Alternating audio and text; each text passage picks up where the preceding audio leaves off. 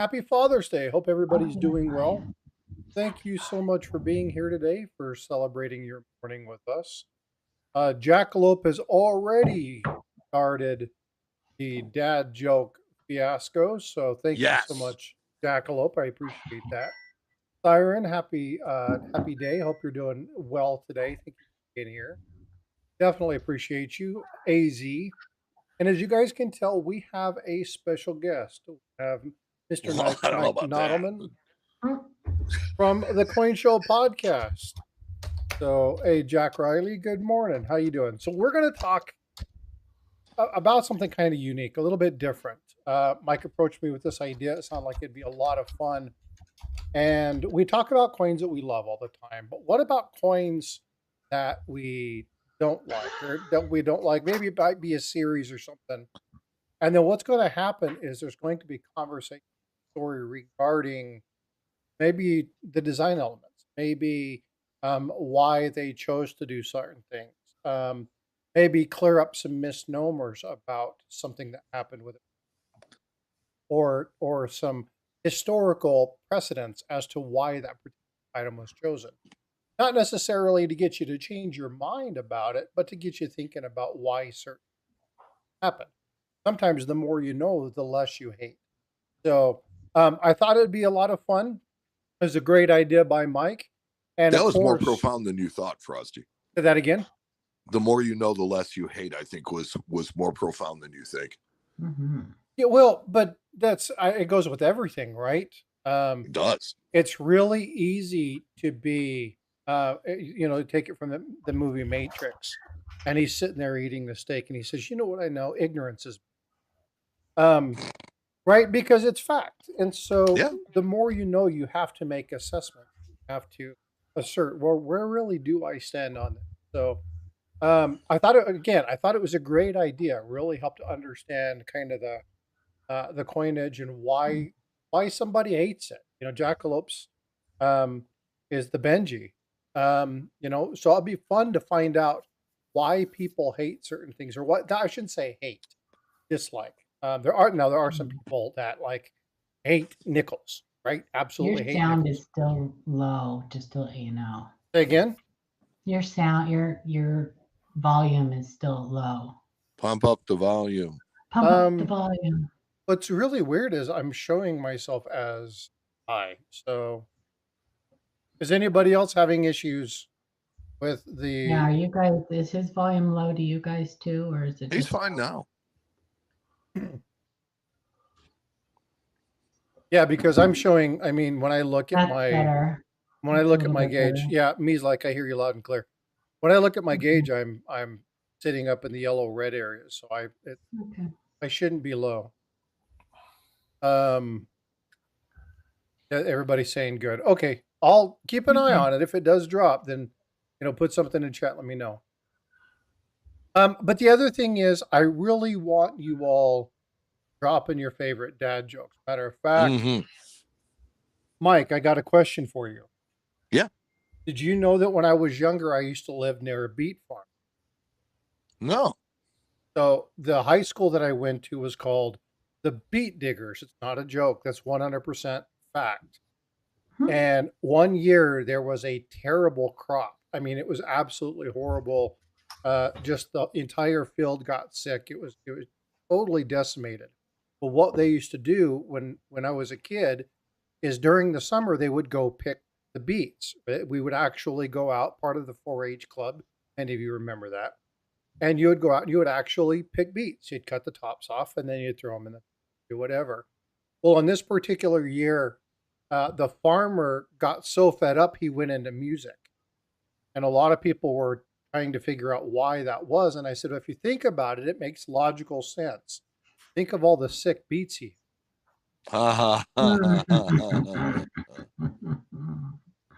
You know, and I told you this yesterday, Frosty, but I'm addicted to seaweed, but I'm seeking kelp.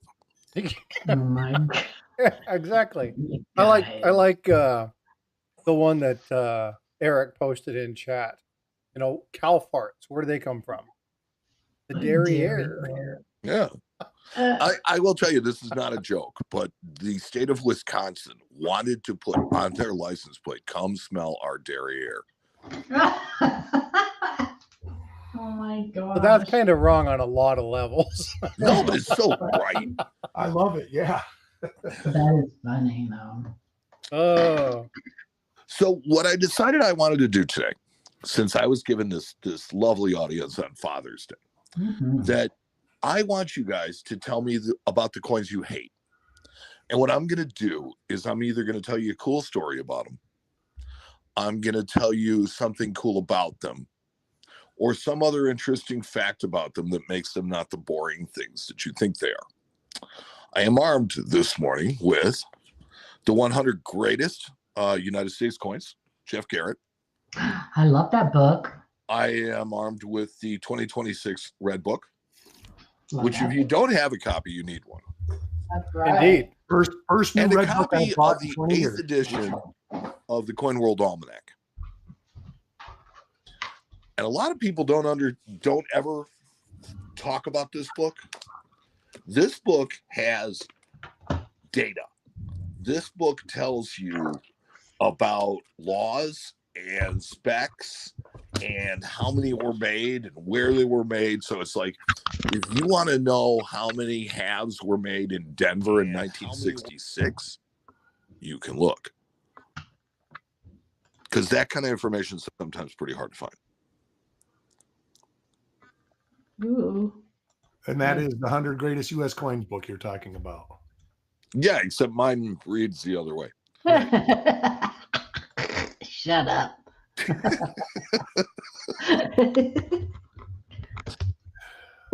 The sarcasm will There get you go. thick today, English. folks. There we go. Just FYI.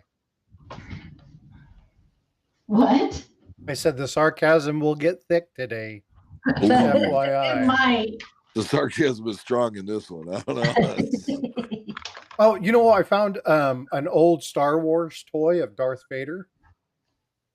And on it, it had Yeah. a sticker saying, "This toy causes choking." Nice.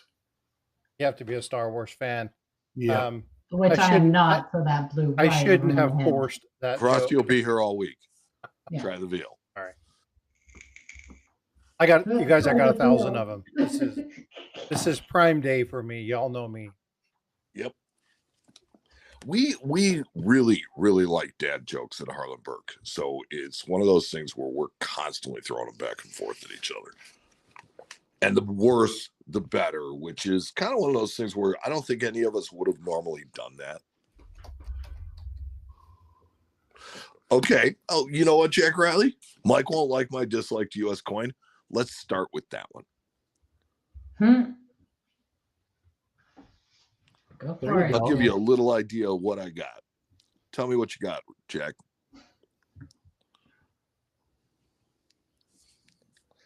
And he's not alone. Oh, Jack, No. you and I got problems, Oh, brother. Jack. I thought you were my friend. There's a lot of No, people I mean, know that look. dislike peace dollars. Yep. That's true. I want people to understand something that had we not melted hundreds of millions of Morgan dollars, we probably would not have needed peace dollars. So what they were doing under the Pittman Act, one of the dumbest things ever, was they were buying silver from the Western miners. They were minting it into dollars. They were melting silver dollars, not the ones they just made, but they were melting silver dollars. And they did it indiscriminately, so they have no idea what the dates or mint marks are. And then they made those into bars, sold them to the British government, and took the money and bought more silver with it to make more silver dollars. Possibly the dumbest thing of all time. But the numbers of Morgan dollars that ended up melted are unknown, which means that the mintage is known, but the survival rates of some dates are completely unknown. And because of that, because of the melting of them, we probably didn't need peace dollars. They only made them from 21 to 28, and then from 34 and 35. And that seemed to last us 60 years, 70 years. So the interesting story about peace dollars, many people don't know this. The 1921 peace dollar, there was 1.02 million struck, all struck one day, December 28th, 1921. Nice. Love facts like that. Me too. Would you like to debunk a myth about the peace dollar, Mike? Sure, which one? The V. Oh, okay. So it was designed by Anthony Di Francisci. His wife was the model, and he wrote the "In God We Trust" in a traditional Roman lettering, which means that the U in trust is a V. Yes, because there was no V in It the was alphabet. done Correct. on purpose. I mean, there was no U in their alphabet. Yeah, there's no me either. Or So- I. I got another. You That was guys a know dad I joke. like my history and I like my trivia. I've got another interesting factoid regarding the Pittman Act. Mike, you may or may not know this, but do you know that if you stretched the coins, you set them end to end, that the coins that they melted during the Pittman Act would be 400 miles long? Wow. Wow. I've got another really cool story for you about the Pittman Act. So in 1919, the Indian government ran out of silver, or 1918, they ran out of silver. And so what they did was they asked their brand new mommy, the British government, to send them a shipment of silver. So the British government asked the United States to send, instead of the shipment to London, to send it directly to Mumbai. So all of your 1919 1 rupee coins are made from melted down Morgan silver dollars. Wow, that's a good one. I own several of the coins for that exact reason. The You US really did that generally before. won't know the source of your metal. The US did that before also, to make some of their commemoratives. They also melted other coins down. Well, it's not. Well, I mean, hopefully they were melting down stuff we didn't like. They yeah, but weren't. They were, the no. U.S. mint melting coins isn't anything new, right? When I No, when they can. The Yeah. problem became when they had damaged clad coins, and they tried waffling them. Remember that? Oh, I remember the waffles. Yeah. Yes, and now everybody pays a premium for them as error coins. Yeah. Well, I mean, And they are not. I like the fact that they're not legal tender anymore, but you can still make out what it is. Sometimes you can find them with the coin that was waffled is an error coin. And so that would be cool if I could have a waffled coin that was waffled because the coin itself was an error coin.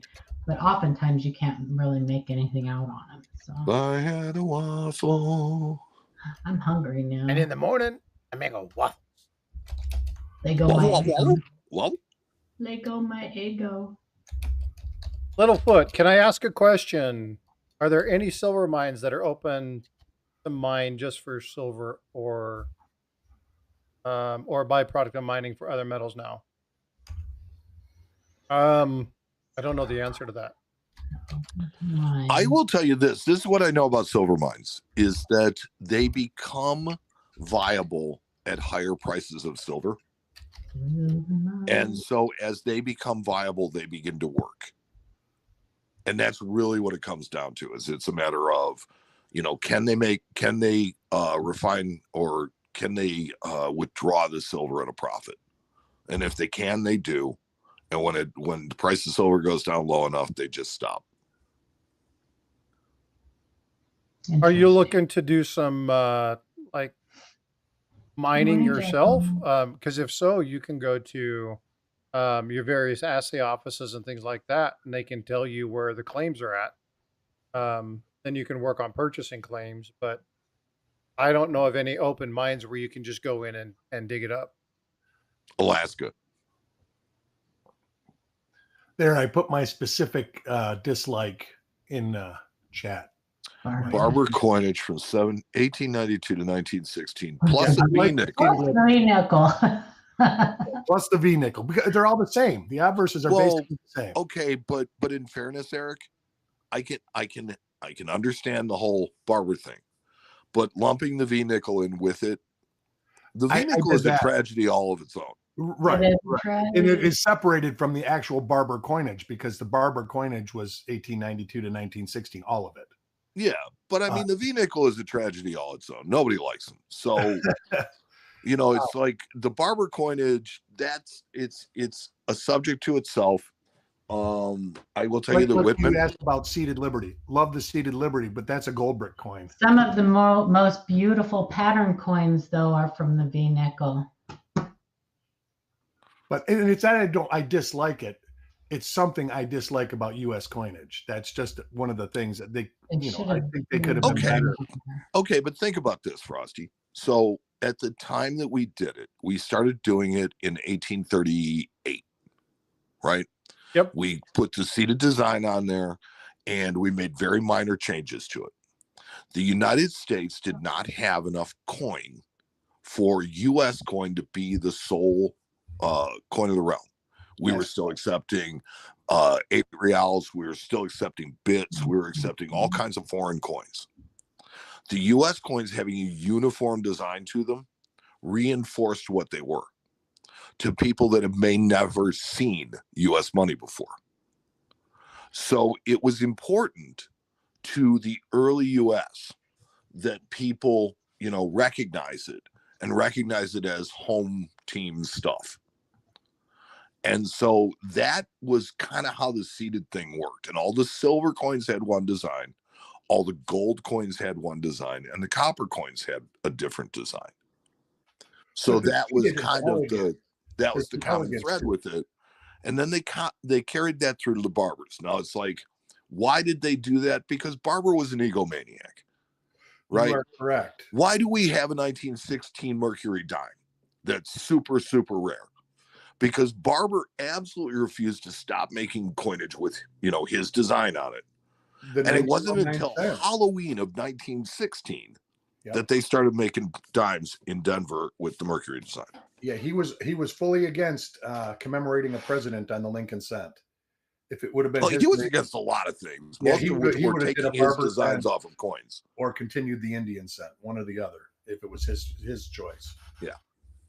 But the Indian cent was actually there before him because that's a James Barton Longacre thing. Right. And it really needed to go by that point. Sure. But I'm just saying, I know that you can read like I say, there's a lot of stuff out of the archive on him. And he was he was a jerk. Yeah, he was a jerk. And that's what I'm saying. His coinage, he did the coin, the half, quarter, the dime from 92 to 16. And to me, they're just very generic. I mean, from a minting standpoint, they were probably a breeze.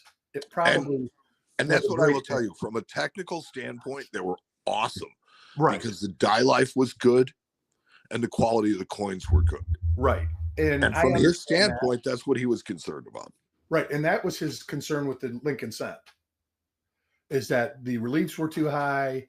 There was going to be die damage in between the letters and stuff like that. And that's why there was a redesign mid-year of the master die.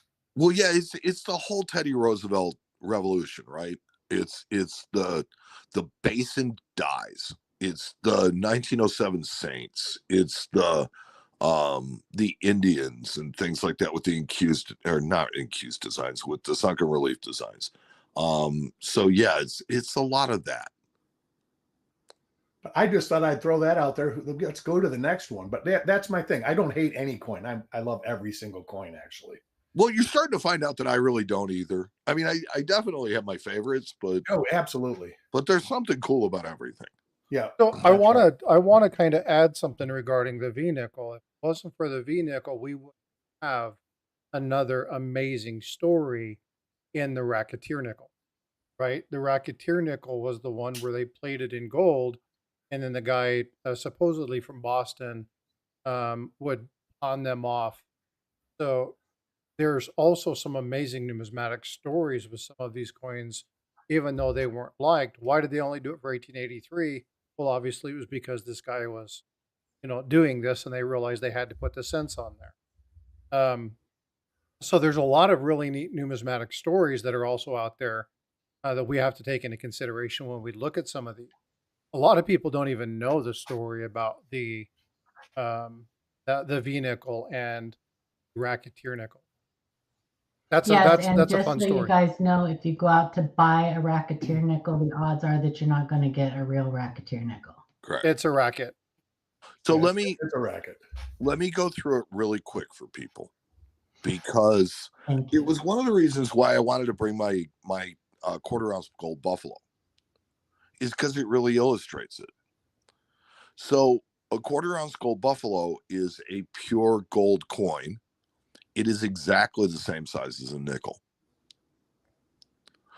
At the time, we were making 22 karat coins. We were making them 90% gold, but they were 90%. The nickel was about the same size as the $5 gold piece. $5 gold piece was just a touch bigger, but about the same size.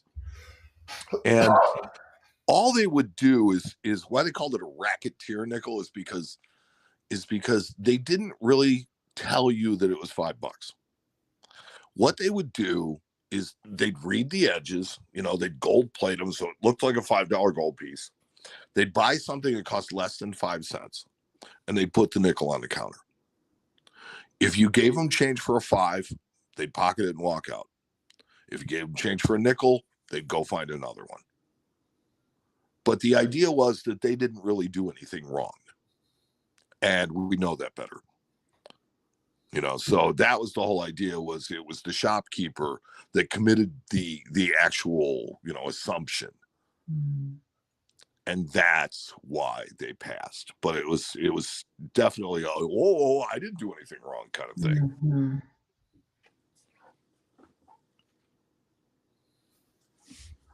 Yeah, I just want people to be aware that when they buy a quote unquote racketeer nickel, that you probably are not getting a true racketeer nickel. Well, if you buy one that Getting a doesn't have a modern- reeded edge to it, it's not right anyway. But a Or lot of them are made shiny contemporary. gold. People make them now. Shiny gold. Yeah. So we heard somebody, I think it was Jackalope or somebody that said Mm-hmm. they didn't like the Benji. Yep. A lot of Okay. people don't like veggies. A lot of people don't like it. I like them. Okay. So here's your deal on veggies. Ben Franklin $50. The eagle on the back is an afterthought. Yep. When they originally designed the coin, Yeah. they made the Liberty Bell on there just like the sesquicentennial half. And they went through all the design process, and somebody looked at it and said, well, hold on a second. Where's the eagle? And they're like, what eagle? And they're like, the one that's required by law. So if you look, it's the exact same. It's Flanagan's eagle. It's the eagle from the quarter. And they just shrunk it and put it on there to make the law, to make the coin legal, and then moved it. That was pretty much it. Now, here's a couple interesting things about the Franklin half. 3 types of Franklin halves are really valuable. Full bell lines, right? Cameo and ultra cameo. Ultra cameo Franklins sell in the hundreds of dollars. And that's like pre-53 is even more valuable, right? Well, the proof ones were only made from 50 to... They were made in 52, 51, weren't they? Right. No, they were only made from 50 to 63. Right. So, What about the type 156? well, in 56, they had to strengthen the eagle. Mm-hmm. And so there's 2 different types of eagles on them, and people, particularly of that era, they're looking for varieties. Mm-hmm. So that's why it's one of those where nobody really cares too much. It's also with the Bugs Bunny. The Bugs Bunny is like a dyed chip. Clash. No, it's a clash. Or a die clash. Yeah, I mean, I'm sorry, I misspoke. It's a die clash. Close enough. And because of that, it's like, so people are Bugs Bunny. At the time that this is going on, there is just people are hoarding coins. Mm-hmm. And to this day, still denying that they created a coin shortage. Right. Because they did. Interesting about the Franklin halves, though, is that most people don't understand that the grading services do not grade by a standard set of grading rules. That's right. They grade by their own. PCGS grades by PCGS standards. NGC grades by NGC standards. And Annex actually uses the ANA standards. What's really interesting is that in order for a coin to get full bell lines from NGC, it needs to have both top and bottom bell lines full. PCGS only looks at the bottom set of lines. Now, knowing this, which coin would you rather own? Cameo. The NGC. Yeah, but Full bell line. And yet, the PCGS coin sells for more than the NGC right. coin all day most long. PCGS coins. It's weird. It is weird. Because we all know better, and yet we buy the plastic. So how does CAC never grade buys them? How What'd does you say, CAC Paul? grading grade them? How do they grade their full bell lines? CAC?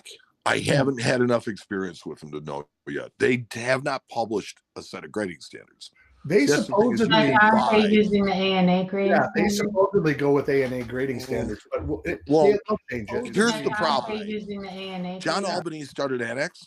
Right. John Albany started PCGS. Right. And John Albany started NGC. Right. That's right. And CAC grading.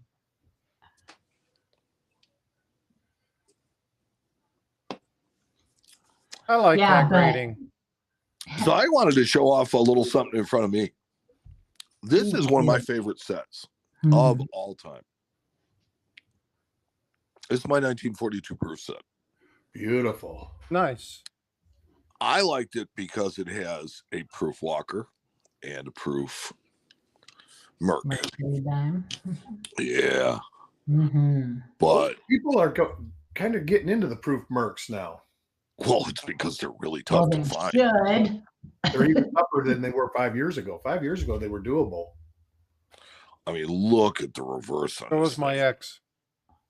But Oh, sorry. So why are there two nickels in there? one's a type One is a war nickel and one is a regular nickel. Ah, yeah. There's one Philadelphia Yeah. made the proofs. I didn't catch that. Yep. Mm-hmm. The only I proof, love the this. war nickel, right? 42. Now, did the proof sets that came from the mint have both nickels in it, or did they have one or the other, and you put this together? You could buy it either way. Either way, yeah. You could buy it with 5 coins or you could buy it with 6. And you could But buy if you the bought it with individual 6, coins, you got right? the silver nickel. You could Okay. buy the individual proof coins also, correct? Still? I think they stopped doing that in 1936. I thought they stopped doing it in 54. Okay, well that's possible. I didn't buy any of that. I don't know. I don't know. Yeah, I don't know. But it was My my impression understanding that the they flat used packs- to sell a group of the minor coins, Mhm. which was your cent, your nickel, and it was just your cent, your nickel, your 3 cent. If there was anything under that, anything that was made that was not precious metal was Mhm. considered minor coins. And you could get a set of those, Hmm. or you could get the other coins individually. I had heard a rumor about singles being sold at the gift shop. That if you wanted a single proof half, you could get it They at. had a gift shop back then? I will They tell had you a that I gift was shop at the back then. You Philadelphia could- Mint. I was at the Philadelphia Mint last year. I did not see that. No, this is like pre 54. Oh, Yeah, when they yeah. went to I the- mean, that wouldn't surprise me. because you could go into the mint gift shop and buy a roll of pennies, and they would wrap them in tissue paper, 2 things of tissue paper. Mhm. Well, the other neat thing is you could also get a souvenir set. Right. And a lot of people don't know about souvenir sets. Souvenir Oh, sets were yeah. sets that were made for the people that took the tours at the Mhm. mints. And in 82 and 83, when we were changing the composition of our scent, we didn't make any mint sets. Right. So you can still find 82 and 83 souvenir sets from both mints. They sell for a relatively big premium, but Yeah, they do. if you want a complete set, they're there. And there's there are different ones too. You can get them that were sold to magazines or that you could buy through magazines. There are other ones that you could only buy at the gift shops. I tend to think as anything other than what came from the mint. Me too. As just commercial stuff. Mm-hmm. Right? They were put together by Numismatic News. Cross Publications did a lot of that stuff. Yes, and the token inside it will say Cross Publications, yeah. Yeah. Mm-hmm. I pick those souvenirs 82 and 83 sets up whenever I can see them for a decent price. I will pick them up. Well, the quarters are worth like they're worth like $50 a piece. And quarters and dimes are. That's the only way you're going to get a high grade. I found a Broadstruck 83p quarter the other day. Lovely. Nice. Show off. Well, you know. So next dad joke. Dad joke. Anybody else got a dad joke? My computer is not working. I'm so angry right now because it's like I would have had a whole list of dad jokes here.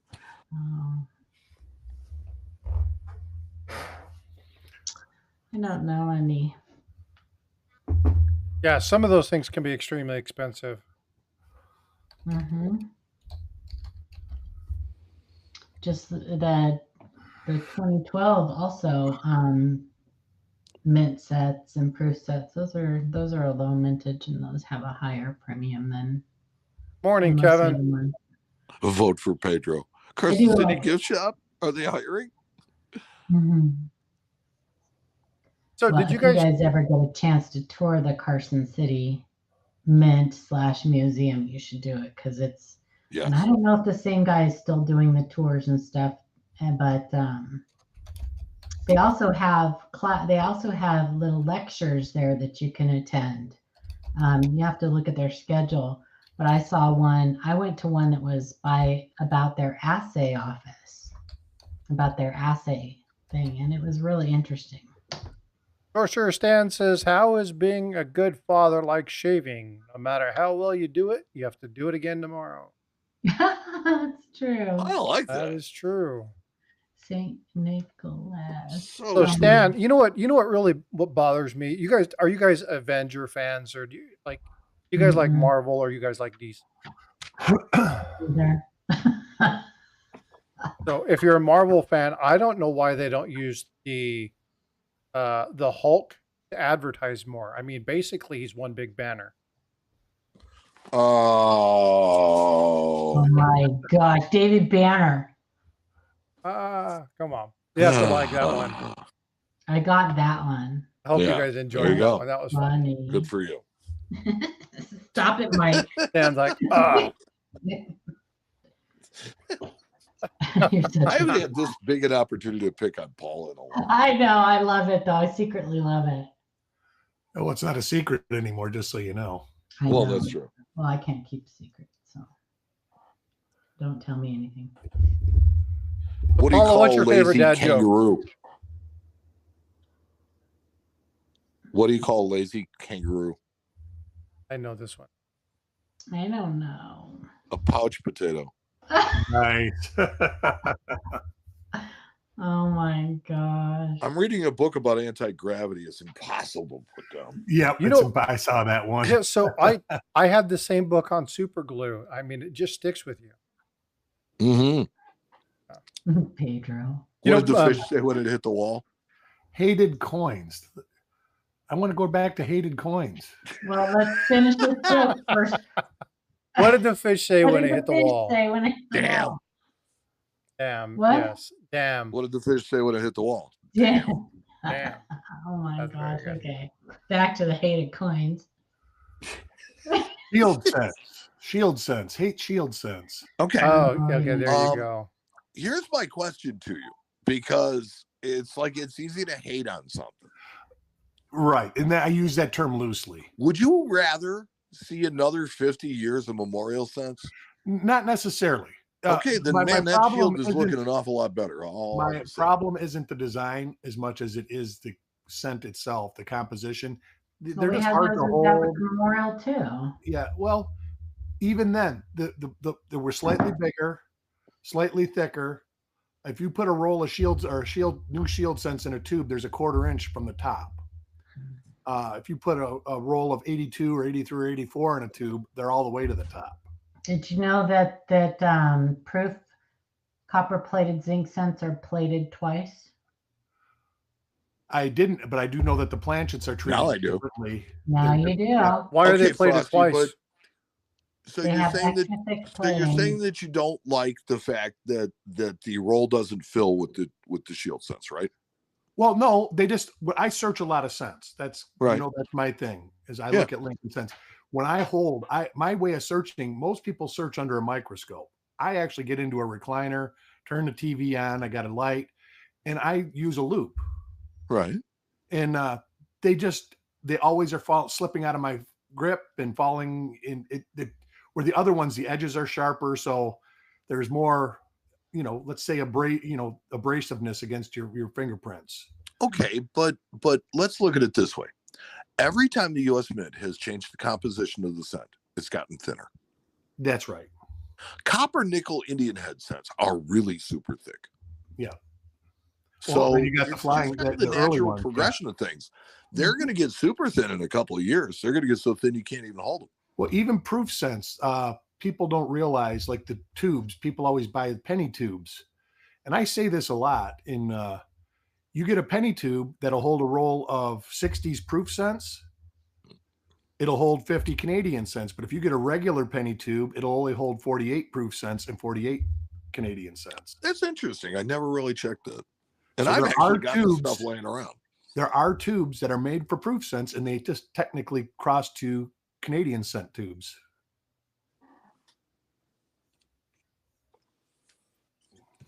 That's a piece of information that nobody will ever use. Well, you know what? That's I have my tons whole of it in life. my head. Mine too, Mike. Yeah, I mean, it's like I have found a way to make money out of the useless information I know. Yeah, use God, share with me.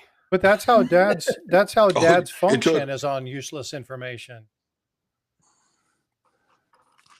Yeah, the shield scents were not made to last. That's for sure. None of the. Oh, that's like copper- $1 bills. They're not made to last. They're what's it, 21 days or something like that, or 17 days is what the average $1 bill lasts. The average lifespan of a dollar bill is 18 months. Really? Yeah. The average lifespan of a coin is 35 years. Yes. Unless Kevin. you're talking about nickels. Silver 3 cents were they? Oh my gosh! Yeah, they were. It's hard to silver 3 cents and the Silver half 3 dimes. cents. Yeah, the Yeah, early that comes coins. up if you Google Super the thin. U.S. most hated coins. The actual answer that Google gives is 2-cent piece, 3-cent piece, and half dimes. That's actually Oh, what the 2 cent piece is lovely. Yeah, see, and I So- don't understand. So this is something that Eric and I were talking about just prior to this. I love the obsolete coinage. It's one of the reasons that I actually got into collecting coins. I love the story of the 3-cent dime and that they created this specifically for a stamp, and there was reasons for it. And then, but there are questions about like the 20-cent piece. What in the world was the purpose for it? Like? Now, I love those pieces. They're cool. They're pricey. You can't find one that's in, XF or VF or something like that for under a couple $100. But what was the intent? The other one is, why in the There's a hell are story. they still making half cents in Canada? in Great Britain in the Yeah. commemorative sets, they still make half pennies. Yeah, why? Okay, Right. that would be purely historical because it's not money there anymore. It's like Right. they decimalized their coinage in Right. 1970, Yeah. so it's like the smallest coin they have is a new pence. But Well, to no, they the- made new half pennies for their collector series. and it's purely for collectors though. Yeah. It's not really legal tender. It's not, even their commemorative coins are not legal tender. You can't spend them. It's not like a Silver Eagle where you could technically spend it. Yeah, that's something I A didn't know. Britannia is not legal tender. So we have not demonetized any of our. Unlike the American Silver Eagle or the Correct, Libertad, Mike? which are legal. I'm sorry, what'd you say, Paul? So we have not demonetized any of our coinage. We at one time demonetized trade dollars, and then we reinstated them. Reinstated that, yeah. So that was kind of how that. What year would that be, Mike? Do you know? I can look it up. 76, maybe? 77 probably. No, I think that they were remonetized in 33 with one of those coinage acts. Oh, gotcha. Because people were using them to pay people, and that was why they demonetized them. Because there was so much less silver. As for the 20-cent piece, okay, this is another one that has a really cool story. But first, why do crabs never volunteer? Crabs? Yeah. I don't know. They're shellfish. Oh my God. What kind of shoes do frogs wear? I know this one. I don't know. Open-toed sandals. So yeah. Nice.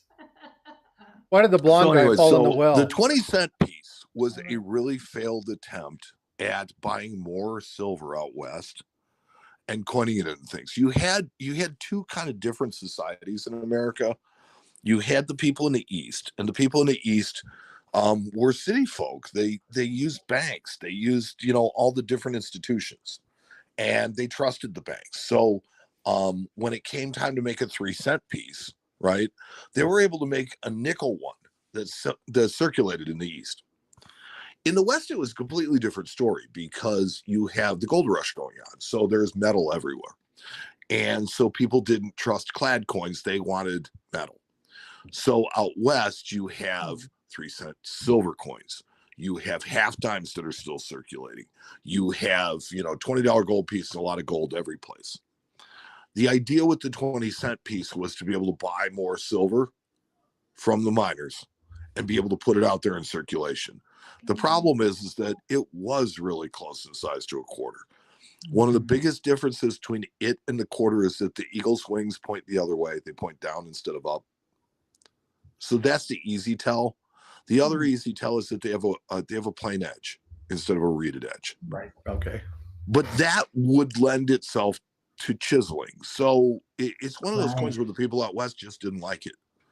And so they made lots of them the first year and almost none of them for the last two. And we can segue into almost the same size of a quarter into not Sacagawea, but Susan B. Anthony. Susan B. Anthony's. That's here's the problem I've always had with that. Okay, yes, it's the ratio of size is about the same. It's close, yeah. Have you ever confused a nickel for a quarter? Because that ratio is the same. I haven't confused a Susan B. Anthony for a quarter, but a lot of people do. And that's what I'm saying. So it's like, I think people are basically lazy and they don't pay attention. Well, so let's go back. It was probably a better idea to make the new dollar coin in brass, so that you really could see the difference. I think that's probably a good idea. If you can see.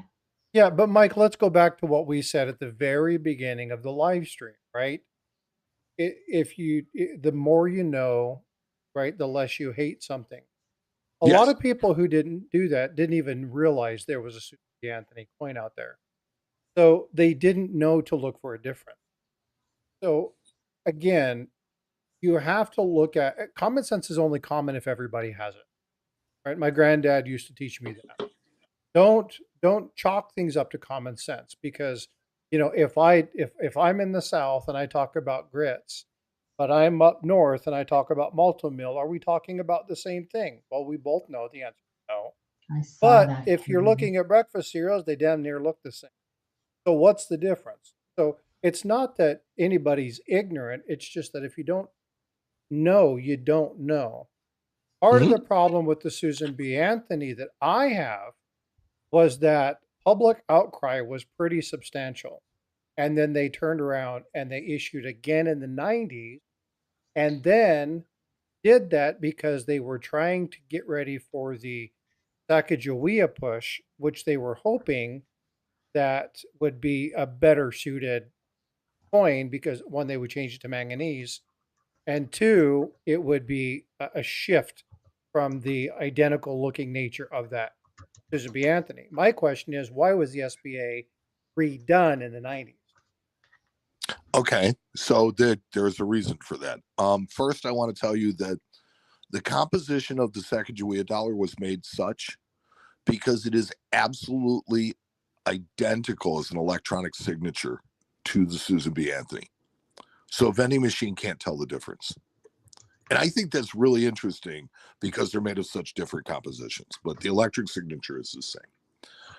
They had to make them in 99 because the law authorizing the Sacagawea dollar coin authorized a dollar coin for the year 2000. The Treasury was running down on dollar coins, and literally the Fed ordered them. Just like I keep on saying with pennies. Penny, that's right. If the Fed orders them and the law says that it's still a denomination, the mint will make them. Yeah. So that's kind of what happened with that. And so they made them in 99. They, it was a total afterthought because they didn't even put them into mint sets or the proof sets. It really came as kind of an emergency thing. And then what they did was they made a proof of it, and they made it at Philadelphia, which is weird, in the middle of nowhere. But that's why they made them. Interestingly, they made a couple of patterned Sacagaweas on half-ounce gold eagle blanks. And they put them on the space shuttle, and they took them into space, and they're in the Smithsonian. They did a video on those. Yeah, they are 2000 W. Yep. So there's 12 of them, and they're all located. Actually, right now, they're sitting at, if you look at the position, they're actually at Fort Knox right now. Yeah. Well, that would make sense. It's where they belong. Did you know that all business strike 40% Kennedy halves were struck in Denver? 65 to 70. I did not know that. All business strike 40% Kennedy half dollars. I was going to do a video about it, but I'm lazy. You should. It's a good video. Well, that's now you know. With no mint marks, you can't tell where things are made. Now you know. That's an interesting fact to know. Like the pennies, they made them in San Francisco too. In 74 article, yep. You can look it up. It's called "The Anonymous Coins of 65 to 67." Yeah, but I think that the book Mike actually has mintage figures from San Francisco and all that for the mint mark. It cool. Certainly does. Well, these are business that up? Strike. Yeah, business strike. Okay, let's see. Mintage figures. Here, I will post the article for you guys. Give me 5 minutes, or give me 2 minutes, and I'll find it. Sure. Mintage figures for what? For the 65 through 67 Lincoln cents. How many were made at each mint? There it is. The anonymous coins of 65 to 67. Oops, let's get this up here. Copy. Okay, let's see. 289. 65. Here's the article. It's funny, I have the page marked. You knew something told you I was going to ask you that. I don't see the ones that are listed by mint, but there was 1.4 billion in 65, 2.1 billion in 66, and 3.0 billion in 67. But I don't see it separated by EDS. I have it separated by mint. Oh. 1965, Philadelphia made 0. Denver made 63,049,366. San Francisco struck 470,000. Proofs. Or no. SMS. No. SMS. Those are 65s. Yes, SMS. San Francisco did the SMS, yeah. Right. And that's what the difference is. The 66 was made all in Denver. 106, 439, 312 with 284,037 special mint set. And in 67, the special mint sets were made in Denver. 293,183,634. Read that Okay. article that I put up too for the anonymous coins. You posted talking it. about me? Well, whoever. I posted it. I'm in having the a problem seeing certain things on my screen. So chat. I posted it in the chat. I can send it to you if you want me to. yeah, why don't you? Yeah, okay. And in the meantime, I will say that you need to be careful watching. You have to watch what you say around egg whites because they can't take a boy. yolk. Yeah. I can't take a joke. I knew that one. I saw that one coming. Okay.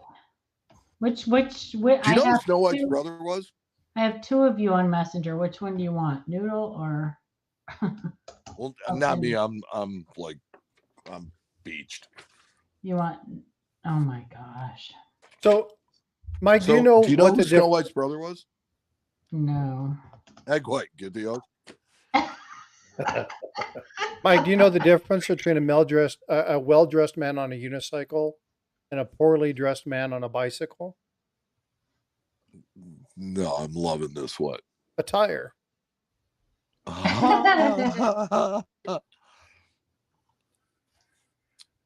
You know, when Eric was talking about when he was young and he used to work at a soda machine, a place that filled soda machine, and he said he had to quit because his job when he was done. I mean, obviously you had all those cans; he had to crush the cans, and he said it was so depressing. Mm-hmm. Where do you save your dad jokes? In a database. Yeah, that's what I thought. In a database? In a Database. base. Yeah, I've got a new pen that can write underwater. It can write other words too, but it can write underwater. Right. I love that joke. Word. Okay. My Oh, boss told me to dress for the job you want, not the job you have. So I went in as Batman. So hated coins. Yes, hated hey, coins. Eric's like, I'm no, we're taking 'em getting all back. today. Let's get out of the dad joke thing. No, I love the dad jokes, but we got to go back and forth. I mean, we have narrative here. Yeah. I don't hate Kennedy halves. Kennedy halves. That was in this chat. A bunch of people said they didn't like Kennedy halves. Okay, so Kennedy halves. Do you know that there are 4 different compositions to collect? Let's see. So you have the Three. business strike. Gold, silver, cloud. Oh, yes, I did know. Now that I actually thought And you have a gold Now one, that you right? thought about it. Yeah. Gold. Huh? Oh, no. The gold one isn't a Kennedy half. I'm talking about actual Kennedy halves. So you have gold, 90% silver, 64. 40% silver, clad, clad, and 100% silver. That's right. 100% silver. What year was that? The 70? No, that's 19. No. That's 2019, 20, 21, 22, Oh, 23, 24 yes. proofs. Oh, Oh that's my right. gosh, the proofs, yes. That's right. Oh yeah. That So was you the got first 4 time different I- compositions to collect them in. You've got different types of relief. If you really want to watch the minting process, take a look at the Kennedy half series because it starts out with a 64 that's really nice and basined. Mhm. And then it goes and it gets progressively flatter and flatter and flatter all the way to 2013 and 14. And in 14, they made a conscious effort to rebase in the dies. So you can find 14s both ways. Hmm. And from then on in, they base in the obverse die. The reverse die, not so much, which kind of makes a weird coin, but Yeah, I like. but they're cool that way. Coins. Well, which one was the reverse die? You mean the reverse? You mean the anvil or the hammer? Well, I'm assuming that the reverse is the anvil, but I don't know how they make them. No, the I thought it could reverse be is either not way. always the anvil.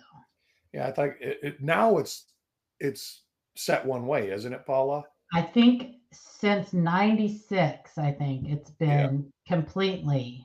But before that, it could be one way or the other. reverse is then now the hammer die. Yeah. Mm-hmm.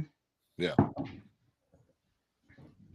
Crazy when they switched to the vertical or the horizontal. Yeah, the high speed mini presses, I think is when Yes. yeah. Yeah, and the way that they feed them has changed. Yes. Yeah, because originally there was 16 big presses and there's 64 or 65 presses in each mint now. I don't know why there's 65. I'm thinking that one might be like a test press, maybe. I don't know. Spare parts? Who knows? It could be, but, I guess that the footprint of the presses is 4 of those little presses go where one of the big presses used to go. And each press can do coins 4 times faster than the press before. So I'm going to tell you guys one of my favorite stories. And it was honestly the story that I told Harlan when he interviewed me for the job that I have. Nice. So I would say that it's the story that got me my job. Harlan was asking me about, what we do on our podcast. And I was telling him that we educate people. And he asked how. And I said a lot of times we just tell stories. And he says, so tell me a story. Hey, Mike, let me interrupt you real quick. 949 just gifted 5 memberships. Lady Braven, SW, Fat Baxter, Chad, and Begotten, thank you to 949. Very much appreciate that. Thank you so much. That was so good. It called for a dad joke. What do you call a Frenchman in sandals? Felipe Felipe. I don't know. Philippe Philip.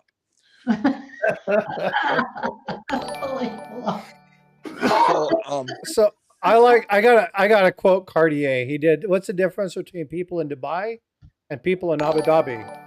Well, the people in Dubai don't like the Flintstones, but the people in Abu Dhabi do. I love that one. That's funny. Thanks, Cartier. Okay, go ahead. Tell your story. So anyway, so we were talking about how we educate people and we tell stories. So I told him the story about how the United States Mint, the first U.S. Mint, started in 1793, but that they didn't make silver coins until 1794. And there's a reason for it. And the reason is one you would not think of. Basically what happened was, the law, as they made it out, they wanted to make sure that the chief coiner and the assayer would be bonded because they were going to handle large amounts of gold and silver.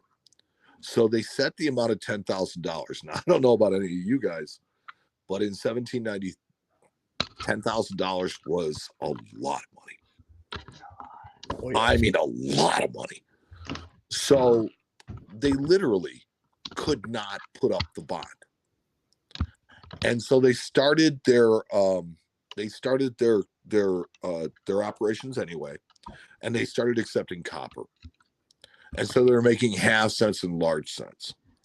And it took until the very next year. They literally had to petition Congress to change the law. And it took an act of Congress to lower the bond to an amount that 4 Philadelphia businessmen could put up so that they could actually start making silver and gold coins, which didn't happen until the next congressional session in March of 1794. So all we have in 1793 is large cents and half cents. 1794 is when all of your silver starts. 1795 is when your gold starts. Interesting. That is interesting. It's just neat thinking about the beginnings of the country and what they had to go through. And I mean, look, we think of it as there was a bunch of farmers. Some of them are. There's a bunch of lawyers. There's a bunch of other people like that. But they are people that never governed before. And this was a giant experiment anyway. So they're trying to figure things out for the first time. And I think that their story is one that is really worth knowing. Correct me if I'm wrong, Mike, but didn't we also utilize coppers because of the ease for us to get British coinage, and we would just be able to utilize the planchets that were already created and overstamp? Well, I will tell you that we were absolutely all for it. You know, we would make cents on pretty much anything we could get our hands on. And sometimes Condor tokens ended up being struck into like like colonial tokens. Not quite so much for the U.S. Mint stuff, but maybe it was just struck better, so it obliterated it better, and you just didn't know. A lot of, especially South American, that's overstruck on other countries' coins. Yeah, it's really cool. It's a pretty common It practice, is, and it's always cool when you can see a host coin underneath it. Yes, that's the cool part of it. We actually were in copper coins. Chuck was doing his thing, going through coins, and then afterwards, every once in a while, he'll talk about coins, break them down. And he had one, and while we were sitting there, he was like, "Oh, you know what? I've seen this element before." And he went into his little review thing, and then came back out and was like, "Here's the coin," and created an overlay, and it was actually one of those that was overstamped, and it was fun to watch the process and see how, because he has such a vast knowledge of coins, sense and stuff, that he was able to recognize a feature of a coin that I would have never known the coin even existed. But it's fun to watch people do that. And those things develop. Chuck always says he doesn't know coins. He knows coins real well. He worked at, his career, he was basically at a coin shop for 20 years. Yeah. So that'll teach you a thing or two. Yeah. So he just doesn't like people coming up and asking him questions about francs and British pounds and stuff like that. Sometimes people are modest too, and they look. It's like to walk out to the world and profess that you're an expert at something. I mean, I will tell you, I don't like doing that. I don't. Nope. Because I learn every single day. I work on coins every day. And you can fill libraries with the stuff I don't know. And that's what overwhelms me about the Ancient Coin podcast. Okay. What overwhelms you? Good morning, I started watching from episode number 1. I had COVID. For those who didn't know, I had COVID. Actually, it was before COVID. It was, and I start watching, and I'm like, oh, so then I start, I'm on my phone, laying in bed watching this, and I'm Googling and this and that, and it keeps going and it keeps going. And I'm like, well, I'm going to watch the next episode. This is like super interesting. There wasn't one thing that was the same, and it was another 40 different, all different time periods, all different countries, and I was just like, holy moly! So let me ask you, how far into the series have you gotten? About 4 episodes. Because I was becoming overwhelmed. Here's what I'll tell you. Let it wash over you and just keep watching, because I was the exact same thing. The idea behind this podcast is that I don't know ancient coins. That was me. And Aaron is teaching me. So I very much felt overwhelmed, and I still often feel overwhelmed. But now, after a year and a half, I am starting to recognize some things. Yeah, but my overwhelmingness is like, there's one coin you seem to see over and over again. And he always says, oh yeah, you can get these for $50, but this one has lineage to it and stuff like that, so that's why it's worth money. And I forget what it was. I don't even remember now, but yeah, everything. It was like so much, because I'm like, well, let's expand our horizons a little bit. I just do mainly Lincoln cents. I do nickels, dimes. I do all American modern coinage, basically. Mm-hmm. And so I'm looking, and I'm just like, wow, this is great. I love it. I'm like, my brain is like a sponge. I'm taking it all in. And then finally I'm just like, whoa, brain's like, calm down. You're 60 years old. You're not supposed to be working this hard anymore. So, but yeah, I plan on watching all of them. But I did have to take a break because my brain was being consumed to the point where I wasn't getting my work done.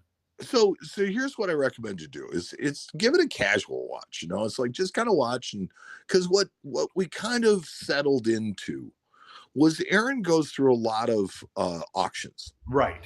And he talks about the coins that are coming up in auction. On the next show, we'll go back and we'll show what they sold for. Right.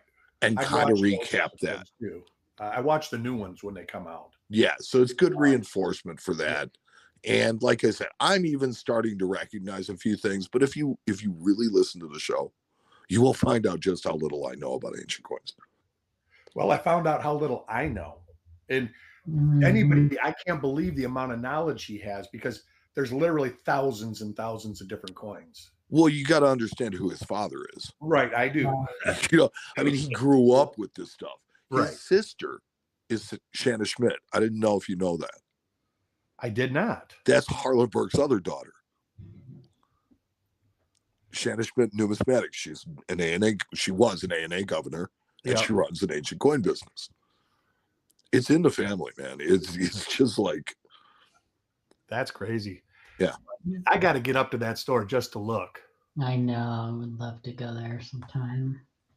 If you come down to Chicago and you don't come to Harlan Burke, I will come look for you. I gotta go just to see. I will probably go to Chicago just to go to Harlan Burke, because there you go. I've been to Chicago, and there's more eye candy than just coins. I'm from the Midwest. There's not much more for me to see there. Okay. Well, I mean, one of the things that Russ and I have been really, really concentrating on is to try and make it a destination shop. Yeah. That if you're a coin collector and you're in Chicago, you go, I gotta go to Harlan Burke. Right. That's been our whole thing. Well, that would be why I would go.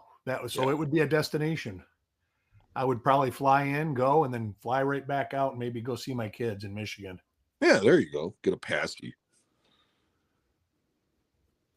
And coming out of Tampa, I would have to go to Chicago for the airport anyways. Yeah. So. Bye, Robert Bruce. Have a great day. Happy Father's Day if you're a father. Happy Father's Day to all the fathers out there.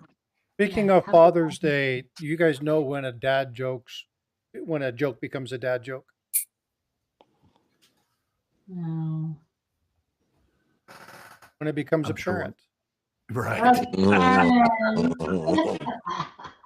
It's like, it's coming. Yeah. You just don't know how bad it's going to be. You just know it's coming, though. It's really easy to find Will Smith in a snowstorm, right? Just look for the Fresh Prince. Fresh Prince. Okay. I was going to say that could have went bad real easy. I every racist thought that's going through my head. Oh. Oh, hey, did you see the coins that I have up here? Yeah. This is my memoir to the police. Look at all them coppers. Nice. I gave a handyman a to-do list, but he only did jobs 1, 3, and 5. Turns out he only does odd jobs. Here's I love that one. a good off-tangent trivia question. Where did the word cop come from? Cop comes from CAUP, which was an English word. Pardon me? You're on the right track. Oh man, it's an acronym. I can't remember. Constable on patrol. Cop in a field. Constable on patrol. Constable on patrol. It was an English term. See, I had a buddy. On patrol. God. I had a buddy who was county sheriff, and he used to wear this giant belt buckle. And if you looked at it, it said PIG. And if you got close, it said pride, integrity, and guts. Yeah. Nice. How is my wallet like an onion, Paula? I don't know, Mike. Every time I open it, I cry. I knew it. Oh my goodness. So do we have any more hated coins? Yeah, any more hated coins? I think I've taken all comers so far. $8. Yes. Now I am not a fan of those big. Okay. I love them. I got you with $8 too. Yeah, I got you with $8. And it's not really my problem with them is not anything other than the strikes and how they spot. Yeah, I just don't like them because they weren't functional. Well, so trying to find a proof that isn't just wrecked is a problem. What year? Well, any year, but Jack Stacker with the $5 super chat. Thanks so much. Why did this scarecrow win an award? Because he was outstanding in his field. Knew that one. Thanks, Jack. I appreciate the super chat. So yeah, the Ike dollars to me, it was just their functionality. They're so huge, nobody could have like They're $4 in huge. their pocket or their pants would fall down. Bulky. They remind me of Las Vegas and time spent with my grandfather. So what do you What? think, Mike? Is there All anything? right. So the deal on Ike dollars is this. Why did they make them so darn big? And the reason is very simple. The gaming industry, excuse me, the gaming industry in Nevada was trying to get dollars for the slot machines. Mm-hmm. By 1964, wow, This topic Sorry. really chokes him up. Hairball. it does choke me up. By 1964, the silver dollars had a value of about $1.50. And so to go and play dollar slot machines in Vegas, they had to figure something out. And so the gaming commission lobbied the government to make a new dollar coin. And the Coinage Act of 1965 said that they would not make any silver dollars for 5 years. So 1971 was the first opportunity that they had. In 70, they made the hubs because Eisenhower died. And they made the coin, and then they made 40% silver versions of it because what did people still call it? They still called it a silver dollar. Mm-hmm. So the idea was you there's dust in this room really bad. So with the give me just a second. Get a drink of water. Apparently, we hit a tender spot. I love that joke, Kevin. I tell that when the bear comes to take a pee, kick him in the ice hole. Ooh, I always say polar bear. You dig a hole in the ice, cut a hole in the ice. Line the so the ice. the gaming industry was what petitioned the government for it, and they asked that that they make a coin. To be honest with you, it's like by the time they got around to that, the gaming industry figured out they could make their own. And so they started making the casino tokens that you're used to seeing now. The dollar ones were really big ones. They were the same size and weight. They fit in the slot machines. Now they don't even use gaming tokens. Yeah, now everything's digital. Yeah. Mhm. So that's kind of, that's the whole reason they made them, was to placate the gaming industry so that they would have coins for their slot machines. But by the time they got around to doing it in numbers sufficient enough to get it done, the gaming industry figured it out for themselves. So I just happen to have these handy. I love those. These are the There old you go. gaming tokens. Okay, so those are sterling silver middles and brass outsides. They contain about 3/4 of an ounce of silver.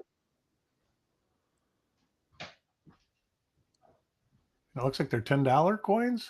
Yeah, usually those are $10 denominations. And people collect them from the different casinos. I have a number of them. I just grabbed 4 of them. Hey, Paula, Yeah. can a frog jump higher than a house? I don't know. Well, a house can't jump, so. I can't show this. I was going to try an almond diet, but that's just nuts. That's nuts. D's nuts. No, leave D out of this. D's nuts.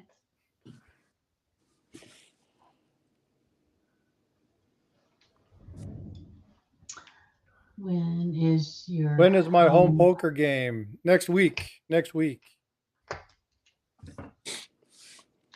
wish I could show this. It's really pretty. I wish you could show God, what? I have picked on so many U.S. coins. Let me try to pick on an international coin. Oh, nice. It's a hologram. It's like So I remember when I was younger, Paula, you showing those. They used to have a machine. Hey, what's up? Just Stack It. Good to see you, bud. Long time no chat. There used to be a machine when I was younger. My granddad would do this. It was kind of the one, and you, depending upon what jackpot you hit, you could win a Morgan dollar, you could win a Peace dollar, you could win some of these tokens, you could win some other prizes. And depending upon, you get 3 sevens or red, white, and blue 7 or whatever the jackpots were, they would kick out different items. And then you would go pick these up. And that is kind of where the Ike dollar kind of rings for me. Again, Ike dollars, they're, if you want to collect a book of something, start with Ikes, like, or nickels, right? Because you can get really good quality coins for fairly cheap, and you can collect the entire thing. I mean, proofs, everything, for not a ton of money. But every time I look at those, it brings me back. And again, why do we do a lot of collecting? It's for wealth preservation in some sense, but it's for the stories. I mean, that's what I love about what we're doing here today and the conversations that we're having, right? That's the whole premise behind why I was so glad to hear, Mike make the suggestion and talk about this, because there's a lot of opportunity for stories. And, how did I get into coin collecting? Looking for years that were 100 years old when I was born, the 1873s, right? And my desire to collect a set for my daughter that were 100 years old when she was born. And so I want to reiterate that there's a lot of stories that Mike is bringing up. There's a lot of information. There's a lot of historical accurate stuff, but don't forget about your personal stories, right? So is there something that there's a hated coin, but is it because of something that happened, right? And if it is, then let's talk about some of those things, right? Because again, that's numismatics, right? It's the remembrance of things. If we look at a coin and we think about what's going on, if we look at, I think of the Peace dollars, and I don't see the evil, vile crown of, Medusa that a lot of people see. I see that, that integrity piece, that piece that stands upright. So we all have different stories. So I appreciate Mike coming up with this idea, because I think it's a lot of fun. Well, thanks. Thanks, buddy. So, Paula, Sure. I went to a silent auction. Mm-hmm. I won a dog whistle and 2 mimes. Mike. It's Father's Day. It's time for kids. So Mike, you got, obviously, what do you call a cow with no legs? It doesn't matter. They won't come. Well, yeah, but ground beef, right? What do you call a cow with 2 legs? What? Lean beef. What do you call it when a cow jumps over a barbed wire fence? Steak bean? Utter devastation. Oh my A police officer interrogated a male cow in Houston. The headlines read, "Questionable." A lot of people don't. Oh God. Oh my God, it's getting bad now. It's getting. So I live in Texas. Cow jokes. It's are like, kind what of do a you thing here. what do you call a man with no arms and no legs on your front doorstep? Your counterpart. No, Matt. Yeah.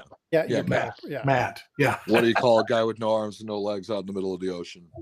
Bob. Bob. What do you call a guy with no arms and no legs water skiing? Yep. What do you call a guy with no arms and no legs in a pile of leaves? Oh boy. I know this. Hold on.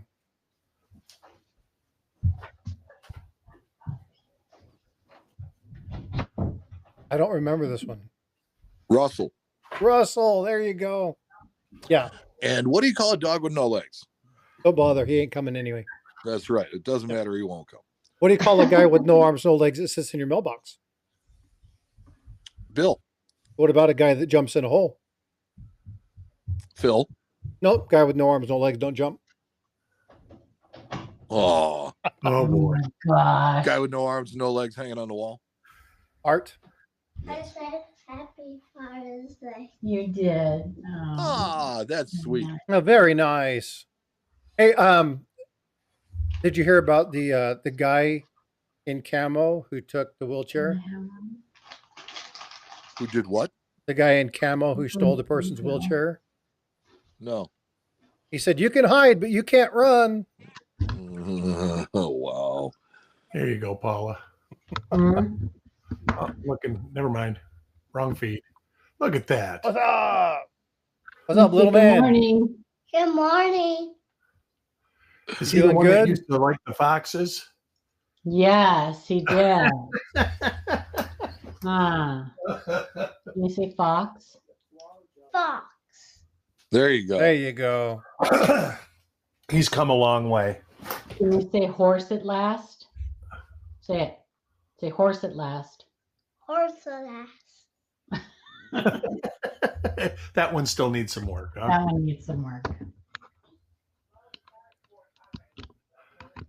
So DGS says, "Lady with one leg. Her name is Eileen. What about if she's Eileen. Filipino?"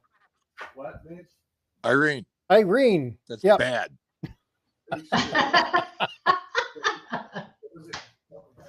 Oh my god. That is a Hawaii joke. If you are ever stationed That's or funny. live near Hawaii, you'll hear that. Just remember, you don't need a parachute to go skydiving. You need a parachute to go skydiving twice. Yeah, that's exactly correct. That's true. My wife has one she wants me to tell you. Why don't you call a koala a bear? They're unbearable. No, they lack the qualifications. Qualifications. Oh, that's a good one. I like that one. That's a good one. That was a good one. Yeah. So do you know why people get up in Athens before sunrise? Don't step on that, Liam. No. Because they say dawn is tough on Greece. Oh, Right. wow. You know, dogs can't operate MRI machines, but cats can. Cats can, yes, Cats yes. can. Yeah. If you're Oh my actually God, watching I'm in gonna- the portrait mode, that is actually on the screen right now. So during this entire session, He's in here. I've had a bunch of dad jokes just randomly populating on the vertical mode. So if you're on that side, you've been seeing tons of these jokes. I probably did maybe 100 images, but yeah, that one actually just showed up just to finish saying What do mermaids use to wash their fins? Tide. Tide. Yeah. Yeah, lots of good jokes. Lots of good jokes. Oh my gosh. Okay, well, I gotta get out of here, you guys. What did Yoda say All right, when he saw Paul. himself in 4K? What did the what say? What did Yoda say when he first saw himself in 4K? I don't know. HDMI. HT. Nice. Have a great day, you guys. Happy Father's Day. Thank Yeah. you. Think of Enjoy more your hated dad coins. jokes. Because this was a great topic. All right, Paula. Think of Have a some wonderful day. Thanks international for being here, my All friend. right, have a blessed day, you guys. Yeah, see you maybe later. I'll come back and do another one again sometime. This was fun. I really would be appreciated perfect. it. And we are going to have sometime soon. We don't know exactly when, but Aaron Burke will be on. Give us I think it's towards the beginning of next month. So Like towards the middle of next month, somewhere in there. I've been telling you guys we've been trying to work that out. It is going to happen, but I just want you guys to be. Yeah. So I appreciate Mike for helping me work that. But we are going to have basically, I think you said an entire weekend, right? We're going to be Saturday. He and said he would do Sunday. both Saturday and Sunday. And just He has some pretty interesting topics to talk about. Yep, come and chit chat. So if you know people who like ancients, make sure you let them know. We'll provide you more information. Mike, I really appreciate your time. Thank you for coming up. This has been a lot of fun. Thanks for having me. Definitely enjoyed this. Absolutely. Anytime. Now, the link that I sent you, if you looked at that, that is standing. Anytime you want to come up, just pop Thank on you. in. I So appreciate that. open invitation to the panel anytime you want. I have posted a number of times in chat, both Aaron's for the Coin Show podcast, and this is um, Ancient let's Coin do it again. Podcast. Yep, this is the ancient one here. And then again, we have the Coin Show podcast, which is, oh, I just closed the window. I hate it when I do that. There it is. Okay. And this is the Coin Show podcast. Please make sure you go check out them, go say hi, subscribe. Aaron and them are really close to 300,000 subscribers. Yeah. So make sure you go check them out. Crazy. That's great. Crazy. It's They're doing an amazing nuts. job. It is absolutely nuts. I've been doing the Coin Show podcast with Matt for 15 years this month. And Aaron's show has just, they're ancient coin people are nuts. Well, they have to be to know all that stuff. Well, there's tons of information, and There is.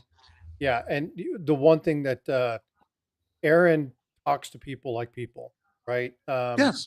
And when he explains stuff, it's very easy. So if you've never gone over and seen Aaron Burke, go check out Harlan J. Burke. Go check out those their website. Go like, subscribe to their channels. But again, tons and tons and tons of great information. Please make sure that. Again, Mike, thank you so much for being here. Eric, as always, I appreciate your pleasure. friendship. Have a happy Father's Day, you two. Happy And, Father's Day to you. Father's Day. Yeah, we have a sad day ahead of us today. We're actually having to put our dog down. So it's going to be a rough day. So I appreciate the laughs and the jokes. That'll definitely make today a little bit easier. So I appreciate all well, you you guys. hang in there, man, because that's a tough day. It's going to be a rough day. Yeah. Unfortunately, it's the day. So we've got 3:00 today. We have somebody come into the house. They're gonna do this. Okay.